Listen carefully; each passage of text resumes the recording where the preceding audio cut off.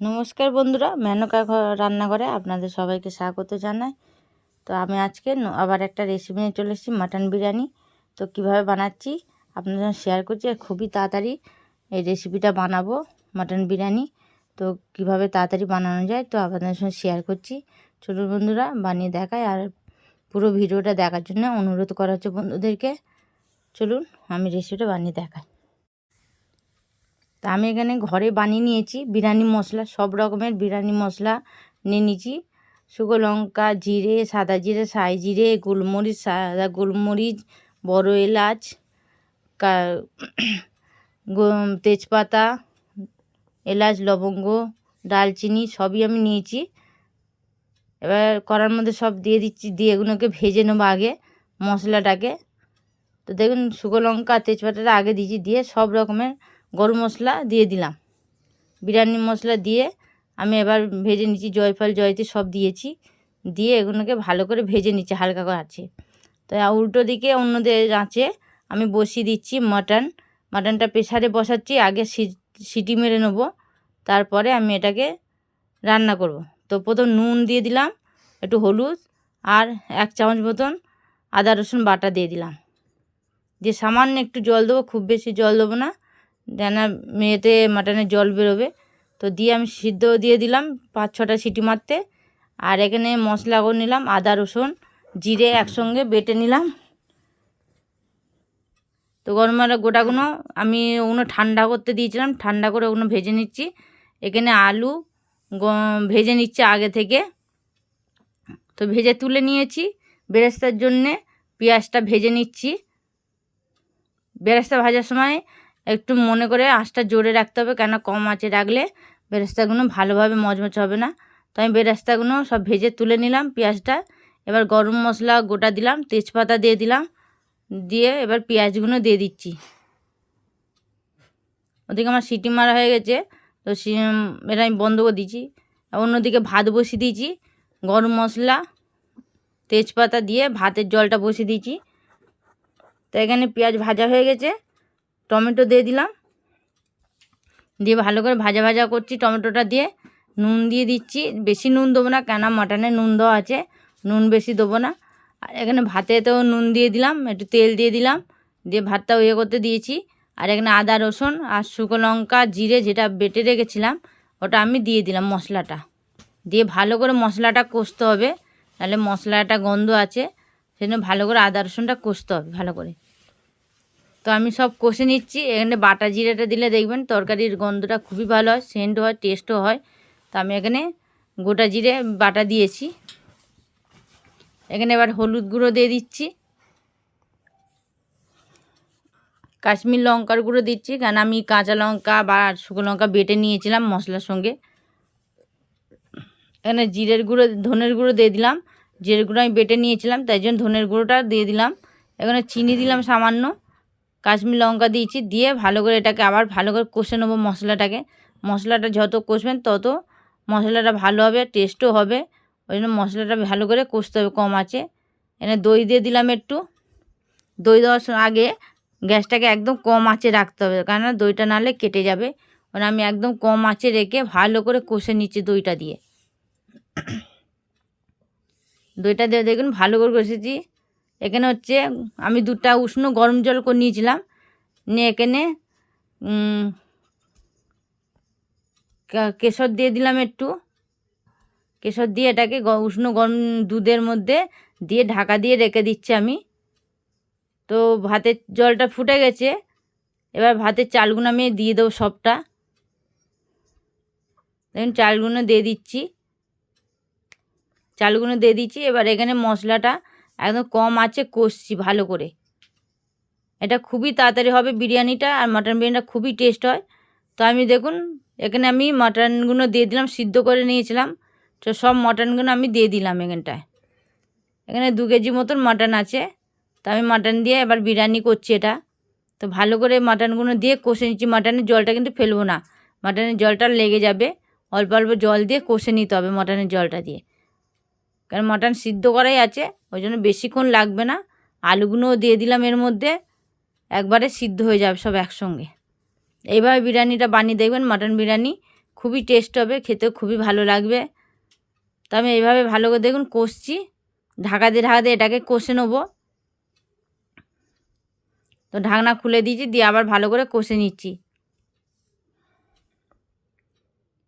তো বন্ধুদেরকে অনুরোধ করছি যেন পুরো ভিডিওটা দেখার জন্যে। আর যে সকল নতুন নতুন বন্ধুরা আমার চ্যানেলে আছো, তো দয়া করে একটা সাবস্ক্রাইব করে দেবেন বন্ধুরা, যাতে আগে আমার ভিডিও ছাড়লে আগে আপনাদের কাছে পৌঁছে যাবে, নতুন নতুন রেসিপি আপনারা দেখতে পারবেন। তো এখানে মাটনের জলটা দিয়ে দিলাম, দেখুন পরিমাণ মতন মাটনের জলটা দিয়ে দেবেন। দিয়ে এটাকে ঢাকা দিয়ে ভালো করে এটাকে রান্না করে নেবো। বেশিক্ষণ লাগবে না, যেহেতু মাটন সিদ্ধ আছে, ওই জন্যে বেশিক্ষণ রান্না করতে লাগবে না। দিয়ে এভাবে ঢাকা দিয়ে এবার রান্না করে নেবো।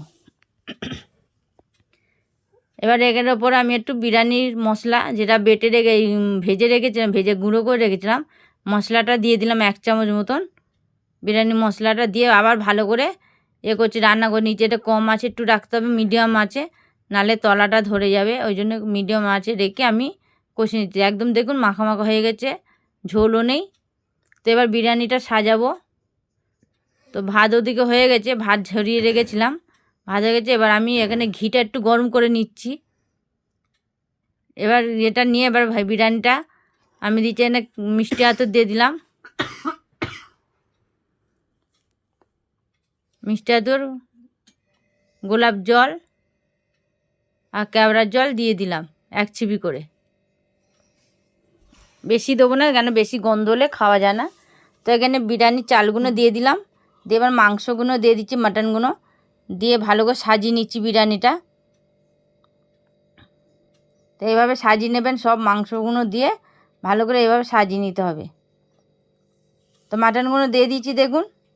এবার এর ওপরে আরেকবার ভাত দিয়ে দেবো। এবার ভাত দিয়ে দিচ্ছি আবার।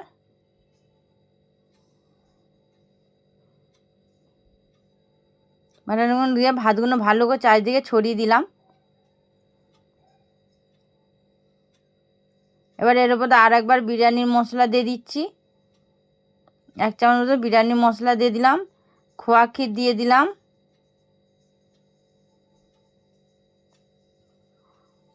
এখানে দুধ দিয়ে যেটা কেশরটা রেখেছিলাম সেই কেশর জলটা দিয়ে দিচ্ছি, দুধটা। এটা সবটা দেবো না, অল্প অল্প করে, আর একবার এটা দেওয়া হবে। দিয়ে বেরেস্তাগুলো দিয়ে দিলাম, হাফ বেরেস্তা দিলাম, হাফ রেখে দিয়েছি, বেরেস্তা আবার একবার দেবো বলে। দিয়ে এর ওপর আমি দিয়ে দেবো ডিম আর আলুগুলো। এখানে আর একটু ঘি দিয়ে দিলাম,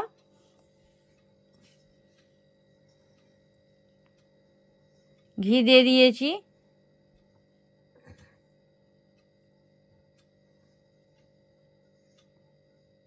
এবার ডিম আলুগুলো দিয়ে দেবো, আলুগুলো আগে তুলে দিয়ে দিলাম, সাইডে সাইডে গুছিয়ে দিতে হবে, এইভাবে সাইজ করে দিতে হবে, নালে বিরিয়ানিটা কাটার সময় ভালো করে কাটতে পারবে না, আলুগুলো কেটে যাবে। নাহলে এইভাবে গুছিয়ে গুছিয়ে মধ্যখানের দিকে দিলাম।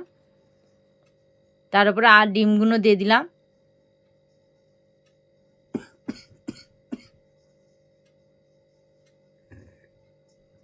এভাবে দিয়ে দিচ্ছি ডিমগুলো আর আলুগুলো দিয়ে ওর ওপর আরেকবার ভাত দিয়ে দিয়েছি। দিয়ে আবার বিরিয়ানি মশলাটা আবার আগের মতন পুরো এইভাবে ছড়িয়ে দিচ্ছি। বিরিয়ানি মশলাটা দিলাম, আবার খোয়া ক্ষীর দিয়ে দিলাম, আবার কেশরটা দিয়ে দিলাম, দুধ কেশরটা দিয়ে দিলাম, দুধ কেশরটা সবটাই দিয়ে দিচ্ছি, আর লাগবে না, ওই জন্য সবটাই দিয়ে দিলাম ওপরে ছড়িয়ে। বেরেস্তাটা দিয়ে দিচ্ছি,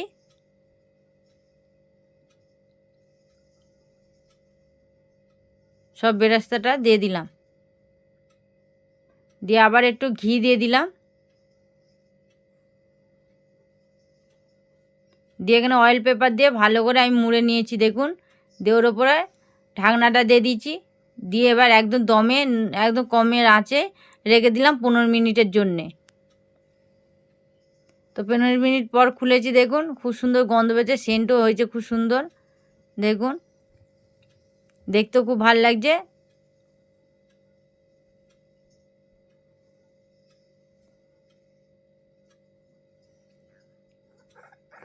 তো এইভাবে সাইড দিয়ে কেটে নেবেন। দেখুন রঙটাও খুব সুন্দর হয়েছে, দেখতেও ভাল লাগছে।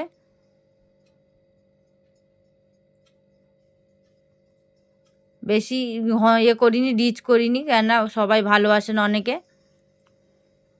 তো কেমন লাগলো বন্ধুরা একটা কমেন্টও অবশ্যই জানিয়ে দেবেন, আর দয়া করে একটা সাবস্ক্রাইব করে দেবেন বন্ধুরা। দেখুন দেখতে কেমন হয়েছে, খুব সুন্দর হয়েছে দেখতে। তো একটা লাইক কমেন্ট শেয়ার করে দেবেন বন্ধুরা, যাতে নতুন নতুন রেসিপি আপনাদের সঙ্গে শেয়ার করতে পারি। তো এখনকার মতন আবার এলাম, নমস্কার।